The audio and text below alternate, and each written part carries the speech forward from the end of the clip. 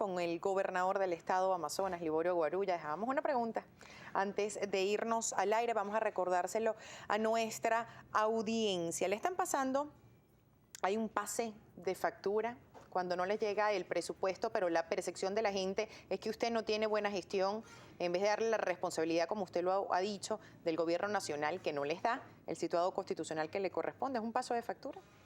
Bueno, en algunos años, pues bueno, yo primero que nada tengo 15 años, he visto pasar muchas cosas ya en el país, desde la crisis del año 2000, 2002, en la cual se recortaron los presupuestos, luego vino el boom petrolero, ahora estamos en una recesión nuevamente, pero sí hemos tenido unos años bastante fuertes en la cual el gobierno nacional ha cometido, pues, yo creo que delito de discriminación en el sentido de que a los otros estados le dieron dinero para los aguinaldos y a nosotros no nos dieron dinero para los aguinaldos. Nosotros tuvimos que pasar casi 2 años para poderle pagar los aguinaldos a la gente en el estado Amazonas.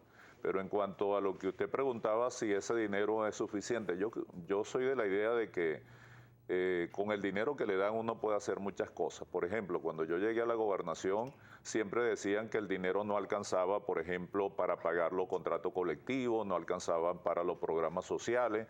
Y sin embargo, bueno, nosotros demostramos que sí, que ese dinero hemos pagado en todos estos años los contratos colectivos, hemos podido, como le decía, abrir programas de pensiones para los ancianos, becas, programas para las comunidades y sobre todo, bueno, hemos hecho historia, es decir, hemos hecho las obras que en 300 años no pudieron hacer nadie. Por ejemplo, en San Carlos de Río Negro, que es la población más lejana, allí tenemos un liceo y ese liceo se crea 200 años después de que fundaran la ciudad.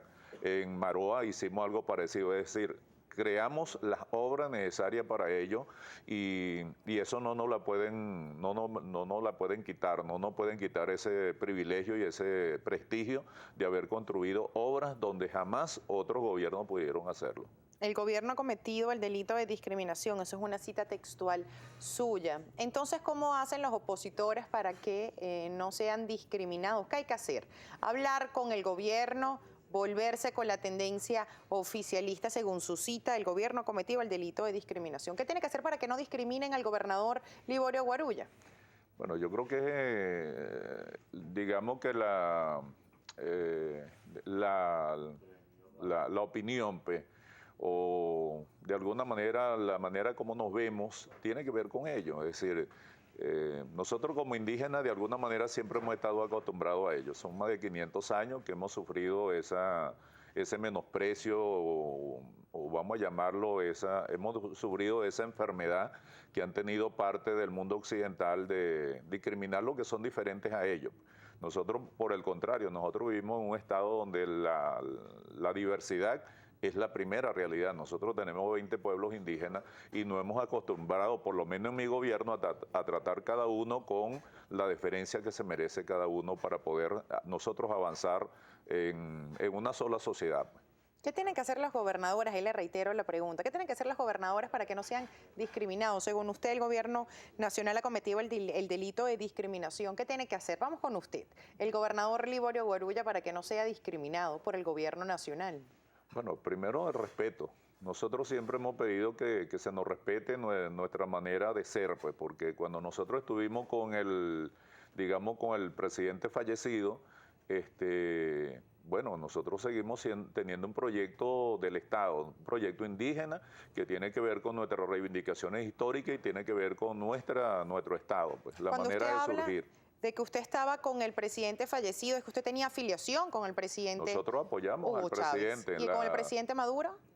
Bueno, nosotros hemos tratado de tener las mejores relaciones, pero nosotros hace tiempo cambiamos y hemos venido apoyando lo que siempre apoyamos. Es decir, cuando nosotros fuimos a la constituyente, y yo fui constituyente, nosotros hablamos fue de mejorar la democracia, profundizar la democracia, hacerla más participativa, hacer que fuera mucho más efectiva. Jamás hablamos de comunismo, jamás hablamos de socialismo. Ese tema nunca fue tratado, así como tampoco tratamos el tema de las comunas, porque nosotros en el estado Amazonas tenemos comunidades. Nosotros funcionamos de otra manera y esa manera de ser de nuestro pueblo hay que protegerla, hay que salvaguardarla y hoy sabemos que es, de alguna manera, patrimonio de la humanidad. Nosotros tenemos muchísimas preguntas Ajá. de nuestros televidentes en @primera página. Nuestro compañero Gabriel López, gobernador, las va a compartir con todos nosotros. Gabriel. Efectivamente, Carolina, gobernador Guarulla, de nuevo bienvenido a Primera Página. Muchísimas preguntas han llegado para usted y las hacemos de inmediato por razones de tiempo a través de nuestra cuenta en Twitter, @Primera Página. La primera de ellas, Jesús Eduardo Jaime, habla de traición y le pregunta o le dice, Chávez le dio la confianza y usted lo traicionó. ¿Qué le responde Jesús Eduardo Jaime? Al contrario, nosotros apoyamos al presidente fallecido cuando tenía apenas 4% en las encuestas. Escribe también @Arauzi Álvarez y le pregunta, señor gobernador, ¿por qué no reclamar lo que les corresponde a nivel de turismo y aprovechar las bellezas naturales de ese estado? Bueno, el turismo es el proyecto más grande que nosotros tenemos en el estado de Amazonas porque hay que preservar el ecosistema. Pero el gobierno nacional tiene una política completamente diferente, con restricciones. Y bueno, el pueblo venezolano sabe que lo último que hicieron hace 2 años fue quitarnos el Gran Hotel Amazonas, que era una referencia turística, pues, o una parte del acompañamiento de este proyecto en el estado. Nosotros seguimos con muchísimas más preguntas, gobernador, y hablamos del tema político en nuestro país. Usted habla que el gobierno ha cometido el delito de discriminación, que aquí lo importante es el respeto, que se respete la diversidad, que se respete aquel que piensa distinto. Muchas preguntas sobre la actualidad. La primera, la Cámara Baja. Primero el Senado, después Cámara Baja. Solo se requiere la firma del presidente Barack Obama para sancionar aproximadamente 200 funcionarios venezolanos que habrían incurrido en violaciones a los derechos humanos. ¿Usted qué piensa de esta sanción a algunos funcionarios venezolanos?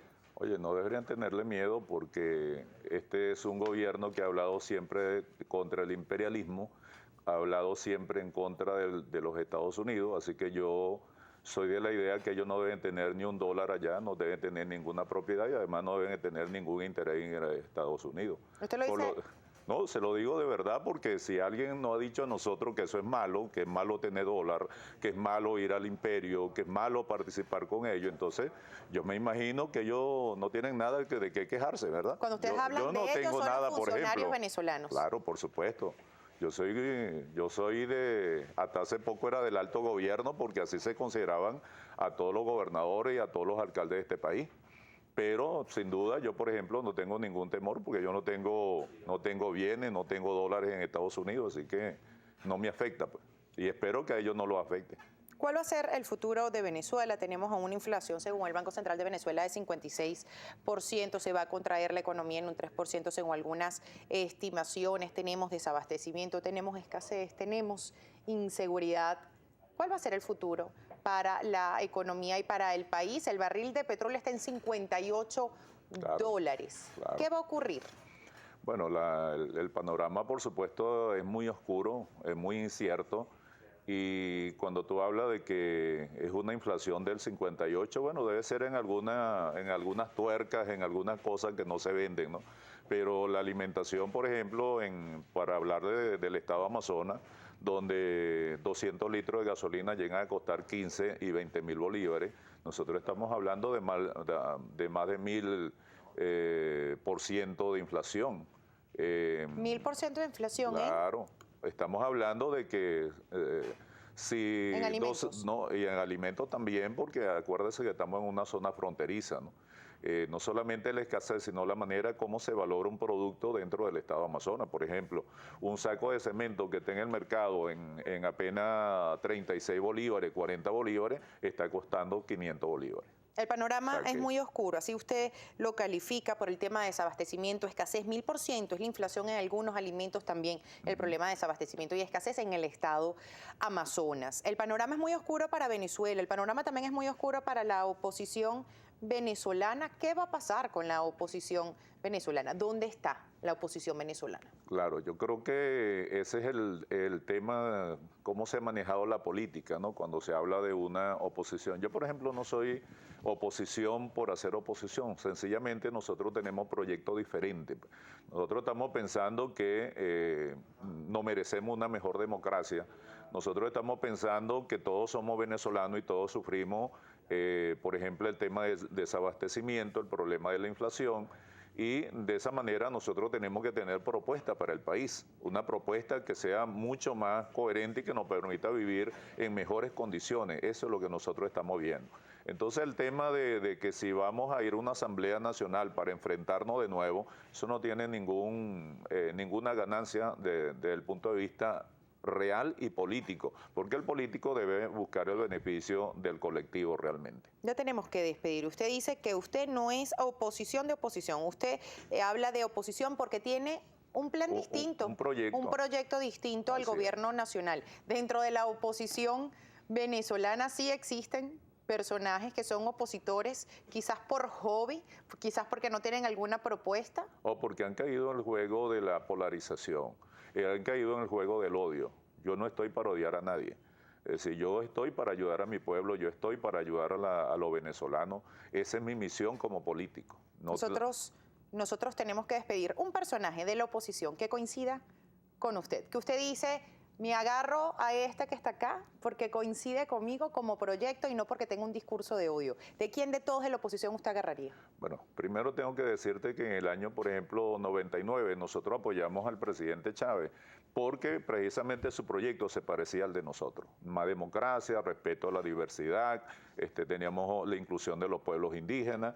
Cuando eso se cambió para el comunismo, para ver a los otros como enemigos y el centralismo, pues nosotros dejemos de participar a ello. Hoy estamos apoyando, estamos en el mismo proyecto que Capriles Radowski y que Henry Falcón, porque bueno, ese es el proyecto que nosotros vamos a defender y por eso estamos juntos. Muchísimas gracias al gobernador del estado Amazonas, Liborio Guarulla, un placer.